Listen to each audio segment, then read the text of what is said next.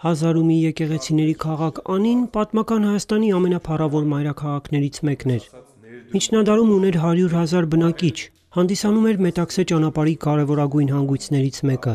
Երբեմնի փառահեղ քաղաքից այսօր միայն ավերակներ են մնացել, եւ թուրքական կառավարության ջանքերով չի պահպանվել որևէ հիշատակում, որ այն հայկական քաղաք է եղել։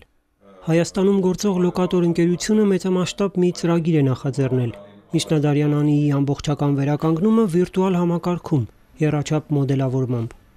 Ընկերությունն արդեն մոդելավորել է Հայաստանի 9 ամենահայտնի վանքերը՝ Գեղարդ, Տաթև, Նորավանք եւ այլն։ Ճանաչողական անիմացիոն այդ ծրագրերը բջջային հավելվածի տեսքով տեղադրվել են համաշխարհային ճանաչում ունեցող App Store ինտերնետային խանութում, որտեղից դրանք անվճար ներբեռնել են հետաքրքրվողներ աշխարհի արդեն 70 երկրից։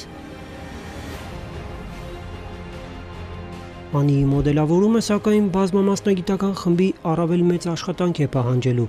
ճարտարապետներ, մշակութաբաններ, պատմագետներ։ Միտքը վաղուց կար, բայց կոնկրետ գործողությունների, կոնկրետ քայլեր ձեռնարկելուն մեզ դրդեց մեր այցելությունը Անի գարնանը, երբ մենք տեսանք, որ հենց հայկական բառը գրեթե ոչ մի տեղ նշված չի։ Մի տեղ էր նշված այդ ամբողջ անսամբլում, Անիի, մի տեղ էր նշված, որ 20-րդ դարի սկզբին կոնկրետ այս կոթողը պայթեցրել է հայկական եկեղեցական։ Ծրագրի շրջանակում Անիի հանդիպակաց տարածքում Հայաստանի սահմանին կառուցվելու են դիտակետեր, որտեղ այցելուներին կտրամադրվեն հատուկ հեռադիտակներ տեսնելու Անիի ավերակները վերականգնված տեսքով։ Հեռադիտակը նաև կենդանացնելու է քաղաքը, այցելուին տպավորություն փոխանցելով, թե շրջում է հին Անիում, տեսնում իրենց առօրյայով ապրող բնակիչներին։ Կլինի առաջինը աշխարհում նման զբոսաշրջության վայր, պատմամշակութային հուշարձանի նման ներկայացում նորագույն տեխնոլոգիաների